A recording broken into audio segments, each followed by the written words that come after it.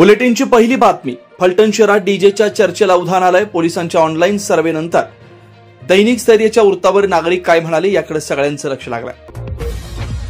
डीजेला परवानगी नकोच. दुसरी मोठी बातमी. डीजे बंदीवर पप्पू गेंडे यांनी थेट आणि स्पष्ट भूमिका घेतली आहे. डीजेला अजिबात परवानगी देऊ नका असं मत त्यांनी नोंदवलंय. हात जोडतो पण डीजे नको. तिसरी बातमी आहे एका कळकळीच्या विनंतीची. हात जोडून विनंती, डीजे नको नकोच या शब्दात दत्ताजीराव निंबाळकर यांनी आपल्या भावना व्यक्त केल्या. डीजेमुळे संस्कृती धोक्यात. पाहुयात चौथी बातमी. सुधीर भांबुरे यांनी डीजे संस्कृतीवर परखड मत मांडलंय. ते म्हणाले, डीजेच्या कर्णकर्कश आवाजाला कंटाळून मिरवणुकांना जाणं सोडलं. पारंपरिक वाद्यांचा गोडवा डीजे मध्ये नाही. तरुणांनी संस्कृती रक्षणाचा संदेश द्यावा. डीजेमुळे येतो अटॅक. बुलेटिन मधील पाचवी बातमी आरोग्याशी संबंधित आहे. डीजेमुळे थेट अटॅक येतो आणि नियमांचं पालन होत नाही अशी गंभीर प्रतिक्रिया दीपक जाधव यांनी दिली आहे. पारंपरिक वाद्यांना प्राधान्य द्या.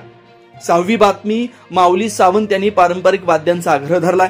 डीजे पूर्णपणे बंद करून पारंपरिक वाद्यांचा जास्तीत जास्त वापर करावा अशी मागणी त्यांनी केली आहे. अश्लील नाच संस्कृतीचा अपमान.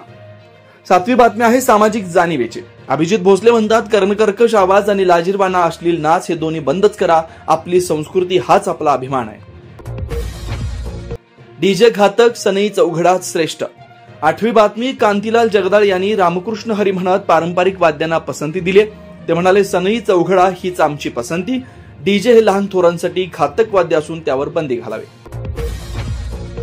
डीजे आरोग्याचा आणि पर्यावरणाचा शत्रू. नववी बातमी आहे डीजेच्या दूरगामी परिणामांवर. डीजेच्या आवाजामुळे बहिरेपणा, रक्तदाब, हृदयविकाराचा धोका वाढतो. याचा सर्वाधिक फटका लहान मुलांनी ज्येष्ठांना बसतो असं तज्ज्ञांचं मत आहे. फलटणचा एकच आवाज, डीजेवर बंदी घाला.